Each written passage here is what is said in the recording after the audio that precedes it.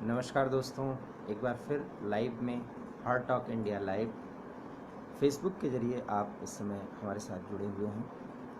और स्वागत है आपका इस सेशन में। और आज चूँकि संसद का मानसून सत्र का पहला दिन था और उसकी सारी गतिविधियां देखने के बाद मैं इस समय आपसे लाइव हो रहा हूं और चर्चा इस बात की कि ये खबर आपको देना भी ज़रूरी है कि कल और आज के बीच में कई सांसदों के कोरोना टेस्ट कराए गए थे। उसमें 17 सांसद कोरोना पॉजिटिव पाए गए हैं। आप सहज अनुमान लगा सकते हैं। हमने इस खबर को देने के लिए आपके साथ लाइव इसलिए सेशन रखा क्योंकि कोरोना कितना खतरनाक है और इसका फैलाव किस तरह से अभी भी प्रभावी है ये बताना ज़रूरी है, क्योंकि कोरोना के ही कारण पूरे देश और दुनिया की सारी सामाजिक, आर्थिक और अन्य गतिविधियां पूरी तरह से ठप सी पड़ी हुई हैं। और ठप होने के बाद अगर वो चल भी रही हैं तो अभी उस रफ्तार में नहीं आई हैं और शायद यही कारण है कि अर्थव्यवस्था से लेकर के तमाम ऐसे क्षेत्रों में मुश्किलें आ रही हैं जो आप देख रहे हैं। 17 सांसद जिनका कोरोना टेस्ट किया गया, सांसदों का हुआ, उसमें 17 सांसद जो कोरोना पॉजिटिव पाए गए हैं उनके नाम हैं मीनाक्षी लेखी, भाजपा की सांसद हैं, वरिष्ठ भाजपा नेत्री हैं, अनंत कुमार हेगड़े, प्रवेश वर्मा, सुखबीर सिंह, प्रताप जाधव, जनार्दन सिंह, हनुमान बेनीवाल, सेल्वम जी, प्रताप राव पाटिल, रमाशंकर कठेरिया, सत्यपाल सिंह। 17 सांसद, इनके सहित कुछ अन्य 17 सांसद जो है वो कोरोना पॉजिटिव पाए गए हैं। आप सहज अनुमान लगा सकते हैं कि आज संसद में जो ये रिपोर्ट आई है सदस्यों को लेकर के, इसमें 17 सांसद जो है वो कोरोना पॉजिटिव पाए गए हैं। अब आप अनुमान लगा सकते हैं कि अपने क्षेत्रों के लोगों से मिले होंगे, क्योंकि भाई जनप्रतिनिधि हैं और संसद में भी आए होंगे। हालांकि सब एहतियात के साथ आए थे लेकिन उनकी मुलाकात हुई होगी। तो कुल मिलाकर ये कहना कि देखिए, आप संसद सत्र का जो आज पहला दिन था बहुत ही सीमित दायरे में और नए तौर तरीके से वो चला, तो सब कुछ बदला सा नज़र आया और 17 सांसद जो है वो कोरोना पॉजिटिव पाए गए हैं। अब इन 17 सांसदों को क्वारंटीन किया जाएगा या क्वारंटीन तो इनको होना ही पड़ेगा, ये होम आइसोलेशन में रहें या हॉस्पिटल भेजे जाएं, ये देखने की बात है। इस संदर्भ में अभी जानकारी नहीं मिली है, लेकिन इतना आप मानिए कि संसद सत्र के पहले ही दिन कोरोना कितना घातक है, कितना खतरनाक है और कितना प्रभावी है पिछले 4-5 महीनों से, किस तरह से देश और दुनिया को अपने शिकंजे में रखा हुआ है, उसका एक नज़ारा आज दिखा। और पूरे संसद में इस बात की चर्चा रही, सब कुछ चला, पूरी गतिविधि चली। हम उस पर बाद में जाएंगे। पक्ष और विपक्ष के सारे मुद्दों पर बातचीत हुई, उसमें स्वास्थ्य का मुद्दा भी उठा, चाइना का मुद्दा भी उठाने की कोशिश की कांग्रेस ने, लेकिन सीधे जो लोकसभा में उनके नेता प्रतिपक्ष हैं, कांग्रेस के नेता हैं, उन्होंने इस मुद्दे को उठाने की कोशिश की, लेकिन अध्यक्ष लोकसभा ने कहा कि ये बहुत ही असाधारण परिस्थिति है और समय को ध्यान में रखते हुए हर एक मुद्दे पर हमें जाना है, लेकिन काम को निपटाना है और कई बिल भी पास करने हैं। तो निश्चित रूप से ये असाधारण परिस्थिति है और अगर लोकसभा अध्यक्ष ने इस बात का जिक्र किया है तो इसका मतलब होता है। पंकज त्रिवेदी हमारे साथ जुड़े हुए हैं, जय हिंद कह रहे हैं। जय हिंद पंकज जी, आपका बहुत बहुत स्वागत कि आप इस लाइव सेशन में हमारे साथ जुड़े हुए हैं। नंबर हम बाद में आपको दे देंगे पंकज जी, लेकिन कुछ देश के ऐसे मुद्दे हैं जिनके साथ हम आपसे रूबरू हुए हैं। हम ये जानकारी आपको इसलिए देना चाह रहे थे पंकज जी और जो भी लोग हमें सुन रहे हैं कि देखिए, 17 सांसद जो है वो कोरोना पॉजिटिव पाए गए। टेस्टिंग जितना ही ज़्यादा बढ़ता है उतना ही ज़्यादा कोरोना पॉजिटिव की संख्या बढ़ेगी। और जब मैं आपसे लाइव सेशन, इस लाइव के दौरान बातचीत कर रहा हूं तो देश में 48 लाख से ज़्यादा कोरोना संक्रमित मिल चुके हैं। क्यों मिले? क्योंकि हम ज़्यादा से ज़्यादा टेस्ट कर रहे हैं। टेस्टिंग की संख्या जितनी बढ़ेगी कोरोना पॉजिटिव उतने आएंगे, इसमें कोई घबराने की बात नहीं है। और एक जानकारी जिसके बारे में लोग कम बता रहे हैं वो पॉजिटिव रिपोर्ट ये है कि इन 48 लाख में 38 लाख लोग जो कोरोना संक्रमित थे वो कोरोना से ठीक हो चुके हैं। संक्रमित जरूर हुए थे, वो ठीक हो चुके हैं। अर्थात 10 लाख एक्टिव केस हैं। तो 130 करोड़ की आबादी में मात्र 10 लाख लोग अगर अभी एक्टिव हैं और जिनको कंट्रोल करने की कोशिश की जा रही है, तो निश्चित रूप से ये एक बहुत ही सुखद खबर है। हमारे साथ वसुंधरा भी जुड़ गई हैं और वो हमें वॉच कर रही हैं। शायद वो कुछ सवाल भी करना चाह रही थी। खैर, सवाल जवाब हम जरूर करते रहेंगे, लेकिन इतना जानिए कि एक घबराने की बात है कि हम एक तरह से ये सिर्फ देखते हैं अखबारों में, न्यूज़पेपर्स में कि 48 लाख लोग कोरोना संक्रमित हैं, जबकि फैक्ट ये है कि अगर आज इस समय 48 लाख से या 48 लाख से ज़्यादा के लोग कोरोना संक्रमित हैं, तो उसमें 38 लाख कोरोना पॉजिटिव जो थे वो ठीक हो गए हैं, वो मरीज ठीक हो चुके हैं। तो कुल मिलाकर के 10 लाख एक्टिवेशन मोड में हैं, जिन पर नज़र रखी जा रही है, जिनका इलाज किया जा रहा है, और अधिक से अधिक खास करके दिल्ली जैसे राज्य में ज़्यादा से ज़्यादा कोरोना टेस्ट हो रहे हैं, इसलिए संख्या भी ज़्यादा बढ़ रही है। लेकिन आप देखिए कि सांसद हो, बड़े नेता हो या कोई वीवीआईपीज हो, ये ऐसा बीमारी है ऐसी कि ये किसी को देख करके नहीं आ रही है। इसके साथ तो वो लोग आ ही रहे हैं जो इसके संक्रमण में आते हैं। इसलिए प्रधानमंत्री ने कहा है और बार बार वो कहते रहे हैं कि 2 गज की दूरी, 5 गज की दूरी हम बना के रखें और कम से कम ये एहतियात तब तक बरतें जब तक कोई वैक्सीन या दवा न निकल जाए। तमाम दवाइयों का प्रयोग किया जा रहा है पूरे दुनिया में। मैं आपको बराबर इस बात पर जानकारी देता रहता हूं कि लगभग 23 देशों में इसके इलाज के लिए वैक्सीन को लेकर के दवाइयाँ या वैक्सीन का इजाद किया जा रहा है, उस पर रिसर्च चल रहा है, लेकिन अभी मुकम्मल वैक्सीन नहीं मिल पाया है। लेकिन एक जानकारी आपको देना ज़रूरी है जिसके बारे में चर्चा कम होती है कि भारत का जो देसी कोरोना वैक्सीन है उसको लेकर के कुछ सार्थक रिजल्ट्स मिलने की उम्मीद इसलिए है कि उसके कुछ जो शुरुआती अनुमान हैं, देखा गया, जो बंदरों पर प्रयोग किया गया वो बहुत पॉजिटिव आए हैं और पहले कोरोना पॉजिटिव अगर वो थे तो उससे लड़ने की ताकत उनके अंदर ज़्यादा आ पाई है। तो एक बहुत ही अच्छा संकेत है और आशा ही की जा रही है। वैसे तो 15 अगस्त तक इस आशा में पूरा देश था कि कुछ ऐसे वैक्सीन हमारे सामने आएगा, लेकिन अभी ऐसा कुछ नहीं है। और इसके साथ ही साथ ब्रिटेन के साथ हम सहयोग कर रहे हैं, खास करके ऑक्सफोर्ड के साथ जो हमारा एक सहयोग चल रहा है उसका भी टेस्टिंग मोड है, लेकिन अभी कोई बहुत उसमें कामयाबी हमें नहीं मिली है। और एक जानकारी ये रखिए कि इजराइल जैसा त्वरित निर्णय लेने वाला और हर दृष्टिकोण से सक्षम देश, वहाँ पर कोरोना को लेकर के 21 दिन 21 डेज के लॉकडाउन की घोषणा कर दी गई है। 21 दिन के लॉकडाउन की घोषणा इजराइल जैसे देश में की गई है क्योंकि वहाँ मामले बढ़ रहे हैं और इजराइल का भी दावा है कि वैक्सीनेशन के बहुत नज़दीक है, मुकम्मल वैक्सीन जो है उसके पास बहुत जल्दी आ जाने वाला है। तो इजराइल को देख सकते हैं आप। चाइना एक तरफ, हालांकि इस पूरे मामले का कर्ता धर्ता आप कह सकते हैं, ये षड्यंत्रकारी देश है, मैं इसको षड्यंत्रकारी देश ही कहूँगा। और इसके साथ जो हमारा इस समय गलवान से लेकर के पैंगोंग और ब्लैक टॉप तक जो लड़ाई चल रही है और जिसमें हम प्रभावी रूप से बहुत आगे हैं। और ये जानकारी आपको सुखद लग सकता है इस जानकारी के साथ कि कोरोना अगर हमारे लिए एक भीषण समस्या के रूप में हमारे सामने चुनौती बन के खड़ी हुई है, तो ऐसी स्थिति में चीन के साथ जो हमारी लड़ाई चल रही, मैं अब उसका संघर्ष नहीं कहूँगा, ये अभी चूंकि हम लोग बहुत दूर बैठे हैं, आपको एहसास नहीं है, लेकिन अभी एक खबर आई है जिसका मैं जिक्र करना चाहूँगा कि चीन के सोशल मीडिया में इस समय भारतीय सेना जिस तरह से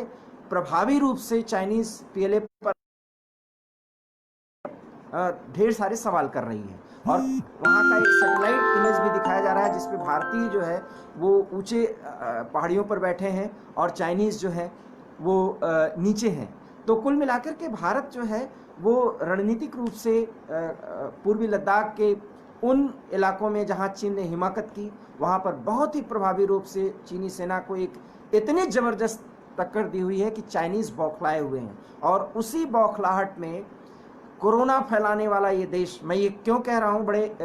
बहुत ही जिम्मेदारी के साथ ये बात कह सकता हूँ, क्योंकि यहाँ की एक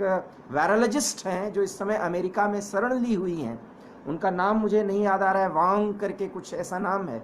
उन्होंने साफ साफ कहा है कि मैं बताऊंगी कि किस तरह से चीन, ये जो वायरस है ये मानव निर्मित है, और चूंकि वो वुहान में पोस्टेड थी, वुहान में भी वो काम की थी, और वो उन्होंने चूंकि उनकी जान का खतरा था इसलिए वो भाग करके शरण ली हुई हैं, इस समय अमेरिका में। और उन्होंने कहा था कि मैं बाकायदा प्रमाण सहित बताऊंगी कि इसको कोरोना वायरस को बनाने वाला मानव है, और वो बना कहाँ है इसका साफ संकेत है कि ये चाइनीज वायरोलॉजिस्ट जो हैं, वांग, पूरा नाम इनका नहीं याद आ रहा है लेकिन वांग करके इनका नाम है, और इन्होंने बाकायदा घोषणा की है, और इसे घोषणा ये बहुत पहले कर चुके हैं, लेकिन एक बार फिर परसों इन्होंने घोषणा की थी कि बहुत जल्दी मैं प्रमाण के साथ ये सारी बातें रखूंगी कि किस तरह से चीन ने कोरोना फैलाने का काम किया है, कोरोना जैसे वायरस का इजाद करने का काम किया है। तो एक बड़ी खबर, उस चीन ने सारा कुछ किए कराए के बाद अब इसके वैक्सीन के लिए भी वो प्रयास कर रहा है, और दावा कर रहा है कि जो चीन वैक्सीन बना रहा है उसका बहुत ही सफल जो है वो रिजल्ट सामने दिख रहा है। खैर, चीन क्या कहता है, क्या दावा करता है, उसके दावे पर कितना विश्वास किया जाए, कम से कम मैं नहीं कर सकता और तमाम देशवासी नहीं कर सकते, क्योंकि हिंदी चीनी भाई भाई का नारा लगा करके 1962 से लेकर के आज तक समय समय पर विश्वास करने के बाद विश्वासघात करने का काम इस देश ने किया है। लेकिन इस बार इसको इतना तगड़ा जवाब मिला, जो लोग ये पूछते हैं कि लोग स्वीकार कर लें, प्रधानमंत्री स्वीकार कर ले, या ये देश के नेता स्वीकार कर लें, खास करके रूलिंग पार्टी के लोग, कि चाइना हमारे देश के अंदर अगर घुसा है तो पूरा 130 करोड़ की जनता उनके साथ है। जी नहीं, सच ये है कि ये संघर्ष नहीं है, लड़ाई है, और मई से लेकर के आज तक के इस लड़ाई में हमने 20 जवानों को खोया है, सैन्य अधिकारियों को खोया है, लेकिन 60 से अधिक पिछले 28, 29, 30, 31 अगस्त के रात और दिन में जो कुछ भी हुआ है वो एक ऐसी खबर है कि चीन जो है वो, आप जो माने, ये संघर्ष मैं नहीं कहता, वो लड़ाई थी, क्योंकि वहाँ पर जिस तरह से यूनिट्स और ब्रिगेड और बटालियंस तैनात हैं, और 200 या 300 मीटर की दूरी पर भारतीय सेना और चीनी सेना आमने सामने है, ये बहुत ही बड़े संघर्ष का संकेत है, लड़ाई का संकेत है। और मैं तो लड़ाई मान रहा हूँ, क्योंकि लड़ाई चल रही है, क्योंकि भारतीय सेना ने उनके क्षेत्र पर, उनका नहीं कह सकते, उस क्षेत्र पर जिस पर किसी का अधिकार नहीं था, नो मैंस लैंड था, लेकिन भारत ने उस पर कब्जा किया, और रणनीतिक रूप से इतने महत्वपूर्ण वो क्षेत्र हैं कि उस पर कब्जा करके भारत चाइना के एक एक गतिविधि पर नज़र रख सकता है। तो चुशूल से लेकर के मोल्डो जहाँ पर भारत और चीन के सेना के अधिकारी बात करते हैं, वहाँ तक अब भारतीय सेना की पूरी तरह से उनकी नज़र में आ चुकी है। कोई गतिविधि अगर चाइनीज़ करता है तो उसके पकड़ में आ जाता है। तो भारतीय सेना और भारतीय जो राजनीतिक परिपक्वता और जो त्वरित निर्णय लेने की जो ताकत है, उसका असर दिख रहा है कि पैगोंग गलवान घाटी से झील तक और उस परिक्षेत्र के तमाम उन चोटियों पर जो रणनीतिक रूप से भारत के लिए बहुत महत्वपूर्ण है, उस पर भारत ने कब्जा जमा लिया है, वहाँ पर अपनी रणनीतिक और सैन्य स्थिति को बहुत मजबूत कर लिया है। तो इस खबर में ये दम है कि भारत ने अपनी ताकत दिखाई और राजनीतिक इच्छा शक्ति कि सेना को पूरा अधिकार दे दिया गया कि वह स्थानीय समस्या और स्थानीय परिस्थिति के अनुसार निर्णय लेने के लिए पूरी तरह से स्वतंत्र है। और इसी का परिणाम है कि भारतीय सेना जो दिलेरी और बहादुरी के लिए जानी जाती है, पूरी तरह से प्रोफेशनल है, उसने कुछ ऐसा कर दिखाया है कि चीन की घिघी बंध गई है और चीन परेशान है। इसीलिए चीन बौखलाहट में अपने मुखपत्र ग्लोबल टाइम्स जो बीजिंग से निकलता है, जो वहाँ के सरकार के अधीन है, उसमें अनाप शनाप एडिटोरियल्स डेली लिखे जाते हैं। और एक खबर तो आप ये भी जान लीजिए कि जो टिकटॉक जिसे बंद किया गया, इतने डाटा बेस तैयार कर लिया है चीन ने कि वो हमारे देश में सामाजिक, राजनीतिक, आर्थिक तौर पर कई ऐसी गतिविधियां कर या करा सकता है जिसका नुकसान सामाजिक आर्थिक रूप से भारत पर पड़ सकता है। सकता है। इसलिए मैं बार बार कह रहा हूं कि बहुत सचेत रहने की जरूरत है, क्योंकि ये संघर्ष नहीं, ये लड़ाई लड़ रहे हैं और दो दुश्मन के साथ एक साथ लड़ाई लड़ रहे हैं। एक दुश्मन अभी शांत है, वो भी चीन के इशारे पर शांत है, क्योंकि जान रहा है चीन की पिटने के बाद पाकिस्तान अगर कोई हिमाकत करेगा तो भारत इतना तगड़ा जवाब देगा कि अब पीओके के लिए बहुत बड़ी समस्या हो जाएगी। और पीओके का नाम जैसे ही आता है चीन परेशान हो जाता है, इस बात को समझ लीजिए, क्योंकि CPEC China Pakistan economic corridor को लेकर के चाइना बहुत एक ऐसा वणिक प्रवृत्ति का ये देश है और जिसके पास कोई अपना सिद्धांत नहीं है। वो पाकिस्तान को पूरी तरह से एक तरह से अपने कब्जे में कर चुका है आर्थिक दृष्टिकोण से, और सीपेक पर कोई नुकसान ना हो उसके प्रोजेक्ट पर, इसलिए वो अब बहुत ही परेशानी के साथ पाकिस्तान को शांत करा रहा है और भारत के साथ। इसीलिए वो पूर्वी लद्दाख में भारत को उलझा कर रखना चाहता है, क्योंकि भारत की सेना और भारत की राजनीतिक इच्छा शक्ति पूरी तरह से पीओके को अगर जहां पर जो पाकिस्तान के साथ लोग नहीं रहना चाहते, उस पीओके के लोगों की आवाज़ सुन करके एक कठोर और सख्त निर्णय और कार्रवाई करने का जज्बा दिखा चुका है। चाइना इसको भी समझ रहा है, क्योंकि उसे मालूम है कि जब चाइना की आर्मी भारत के आर्मी के सामने मजबूर और परेशान है तो पाकिस्तान की स्थिति क्या होगी, इसका आप सहज अनुमान लगा सकते हैं। तो ये देश के लिए बहुत सुखद खबर है और इस खबर पर हमें राजनीतिक रूप से इधर उधर की बात न करके इस पर विश्वास करना चाहिए, क्योंकि चाहे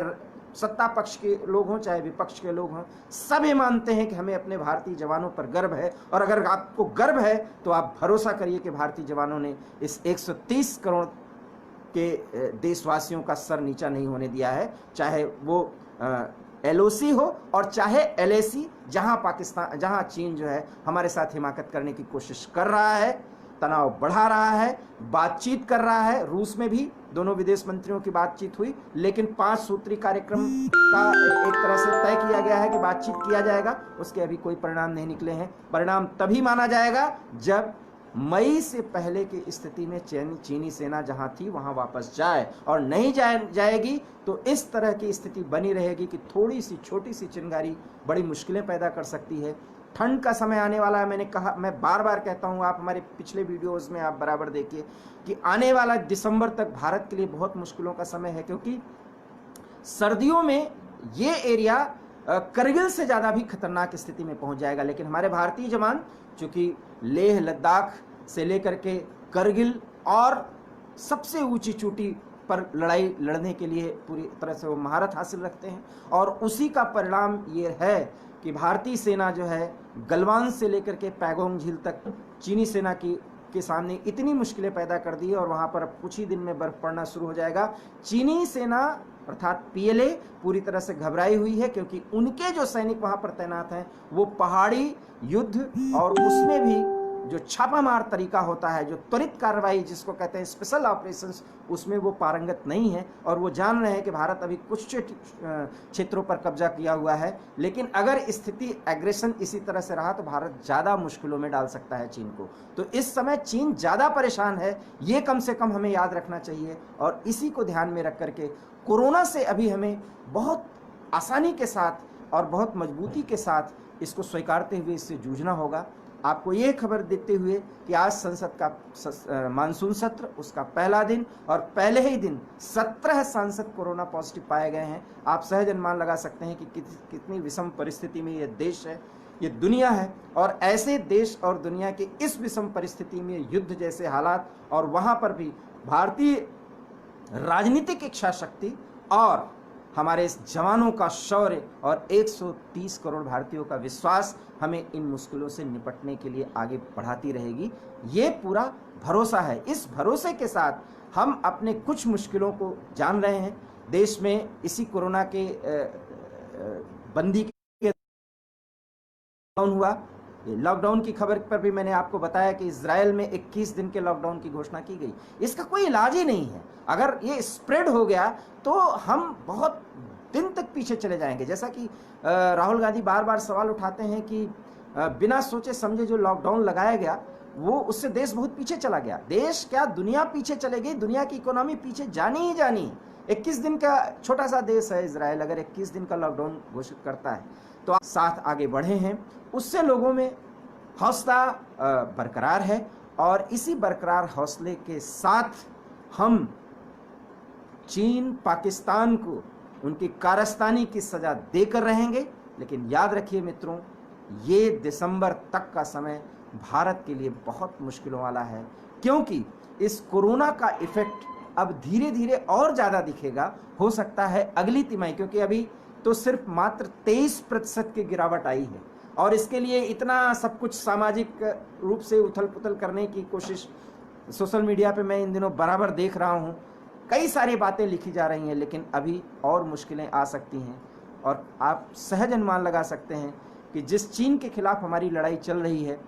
और जिस विषम परिस्थिति में हमारे सेना की एक बड़ी तैयारी उस क्षेत्र में है, क्या हमारा खर्च नहीं बढ़ेगा और क्या ये बोझ हम सब पर नहीं जाएगा? हमने तो नहीं कहा, ये तो एग्रेशन है, क्योंकि हम ऐसे पड़ोसी के साथ रहते हैं। इन्हीं तमाम मुश्किलों के साथ हम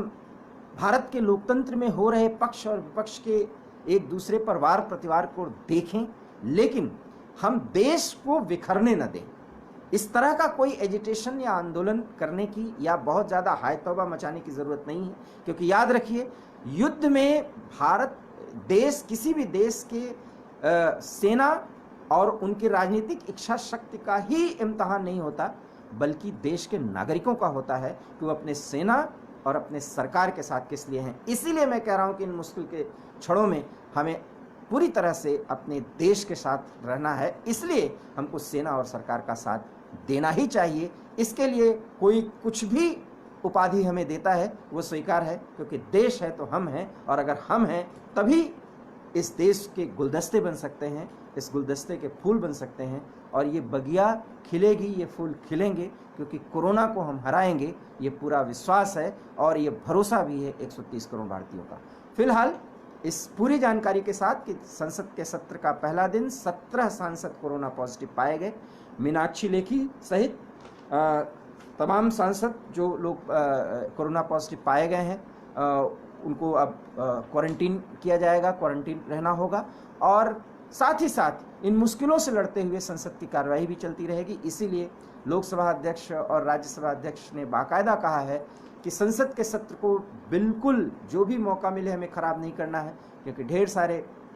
मुद्दों पर चर्चा की जानी है, कई बिल पास कराने हैं। तो तमाम इन मुश्किलों के बावजूद सारी वो कार्यप्रणाली और सारी प्रक्रियाएं और सारी सामाजिक, राजनीतिक, आर्थिक गतिविधि पटरी पर लाने की कोशिशें हो रही हैं। इन कोशिशों में तमाम मुश्किलें आ रही हैं, पक्ष और विपक्ष से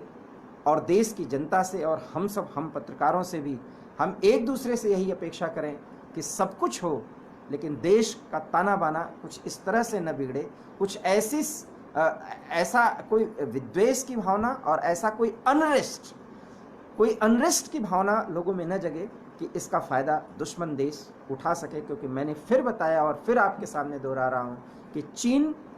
हमारे देश के हर एक गतिविधि पर नज़र रख रहा है और हमारी कमज़ोरियों का फ़ायदा उठाने की कोशिश कर रहा है। चीन ये सारा कुछ एनालिसिस करके पाकिस्तान के साथ मिल करके और भारत के कुछ और दुश्मनों के साथ मिल करके बड़ी समस्या पैदा कर सकता है। ये भी उसका युद्ध का तरीका हो सकता है। इसमें भी हमें उसे हराना होगा, क्योंकि चीन और पाकिस्तान के इरादे को